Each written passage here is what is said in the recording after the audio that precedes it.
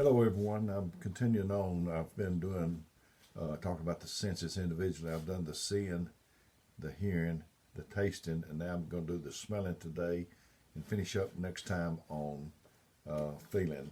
I'm going to be in Ephesians 5:26 to start off with in the King James version of the Bible, and it says that He may sanctify and cleanse it with a washing of water by the word.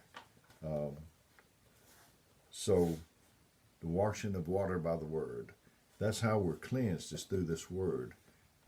People, we take showers, baths, or whatever, and so we try to maintain cleanliness that in that manner. And this book, the Bible, that cleanses us. We're cleansed by the word. So if we don't get under the water of the word every now and then, we're going to stink. Um, I've mentioned about my garbage can. It's right over here. I don't have a keen sense of smell. I really don't. But my wife, I kid her. Told her that she has surely the keenest sense of smell on the whole planet. Uh, so I'm in here in this office. You see me in here on these videos. I'm in here a lot more than that. I'm in here a whole lot. And this is my laboratory, Jesus said, a garden where I can get away and think to myself. Uh, he said, "Let the words of our mouth and the meditations of our heart be acceptable unto Thee, O God," or whatever it said. And this is my way to meditate. But the garbage. Get back to the garbage. I'm in here with this garbage all the time, and I don't realize if it has a smell. Not having a keen sense of smell, being in here with it all the time. But my wife can walk in and she might say something like, "Shoo-wee, what is that smell?" Well, I don't know. Been in here with it. So if you don't get cleansed by the word, you might smell.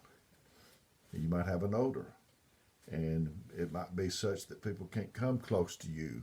They might have to get way off from you to endure that smell that you're putting off, because you haven't been cleansed by the word.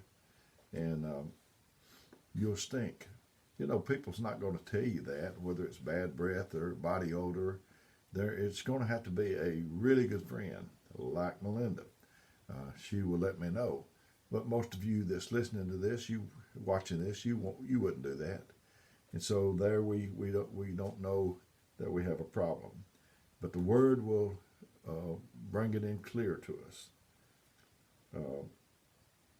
Also, smell is good because I talked on the taste the last time, and smell enhances your taste or really hinders your taste.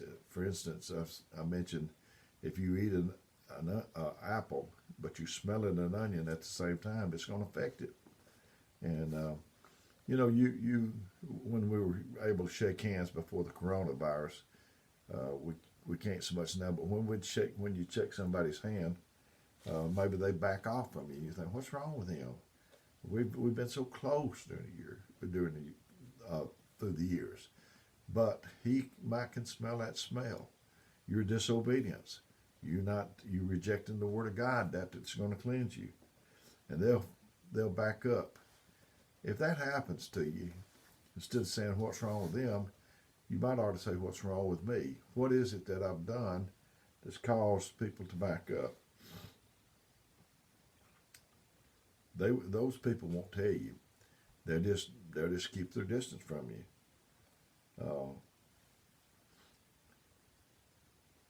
And dead things emit an odor. You can tell when something is dead around you.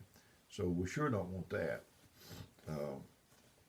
You go down the road and you're driving in your car.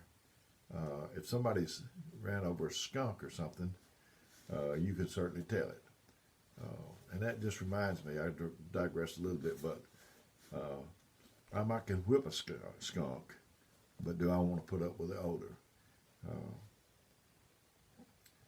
And smell's been used in the Bible in a mighty way.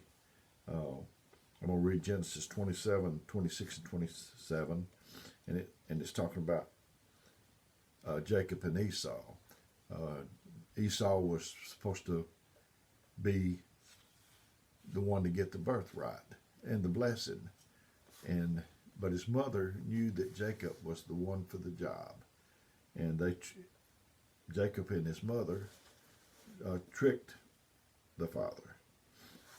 And his father Isaac said unto him, "Come near now and kiss me, my son."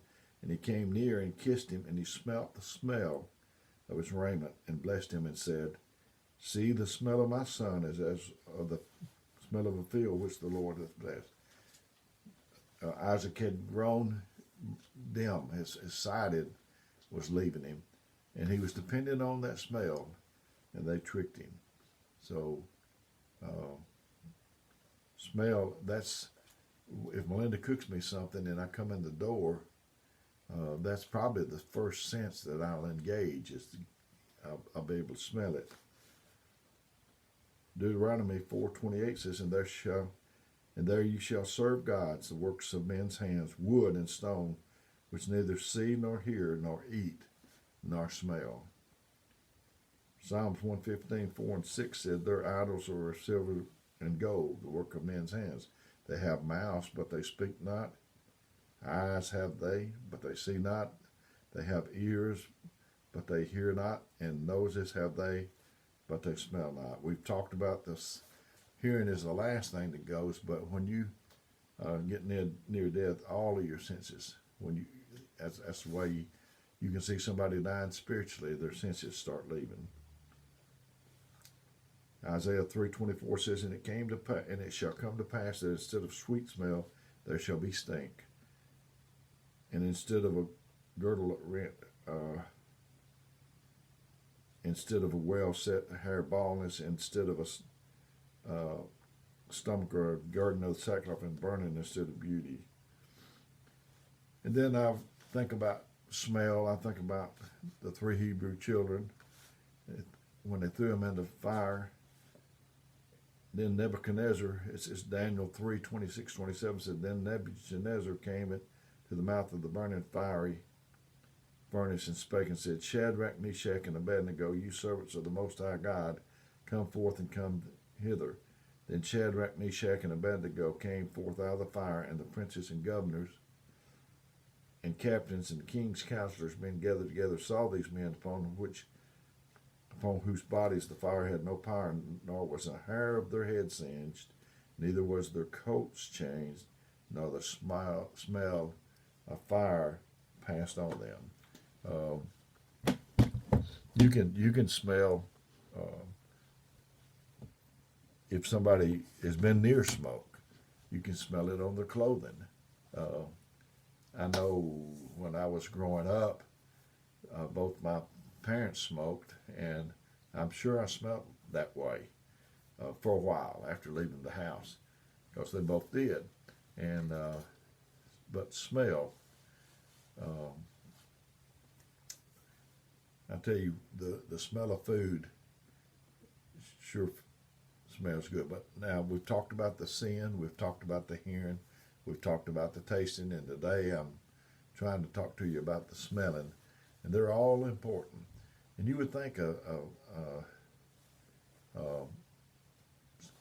sense such as smell wouldn't be that important, but I'll tell you what, if you ever get without it, you'll know.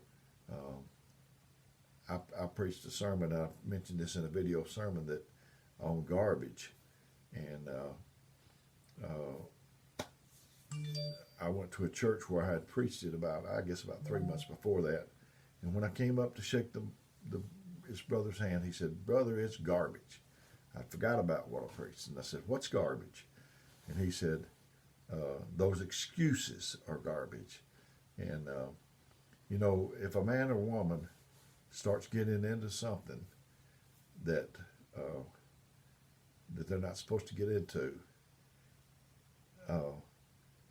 people will pick up on it, and they'll begin to emit a spiritual odor that is a tip-off. So, but anyway, I digress a little bit more. So, but I've enjoyed getting this to you on senses. Think about these senses. smell, and the rest, and all the others. But the senses, that's what distinguishes living people from people that's not living. And I want to hold on to every one of them. If smell be the least one, then I want to hold on to it too, because that signifies to others and to myself that I'm still in the land of the living. So may God bless you. I'll come to you when the next time we're going to talk about feelings, and so may God bless you is my prayer.